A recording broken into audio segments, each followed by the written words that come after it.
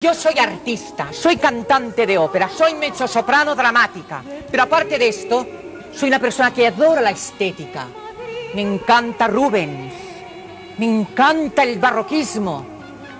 Qué bonitas esas figuras, qué bonitos esos dorados. ¿Por qué no la mujer vestirse con toda su lujuria? ¿Por qué no hablar del sexo? ¿Por qué no hablar de la fuerza y la carne? ¿Por qué? ¿Por qué nos hemos de reprimir? ¿Por qué?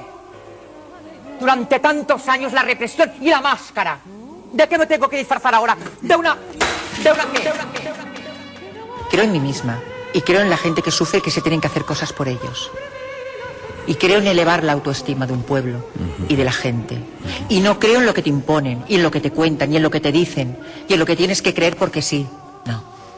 Creo en lo que tú verdaderamente necesitas y sientes, y tirar adelante con lo que sea, aunque te diga medio mundo que no, aunque tengas un océano de observaciones y de opiniones que te digan que todo es una mentira y que eso no es verdad. Nada, por ello, esa es la verdadera realidad de las cosas. Yo creo, yo sinceramente creo en el artista y creo en el arte. Y creo que una sociedad sana tiene que ser artística y valorar a sus artistas.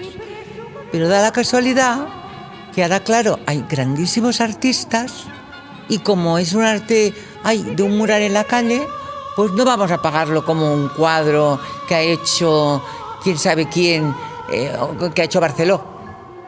Entonces, claro, yo lo que sí reivindico es que el artista se sepa valorar y que entienda que, por suerte o desgracia, hemos de comer. Entonces, claro, no es justo que un artista se sufrague su obra o que no pueda vivir de eso.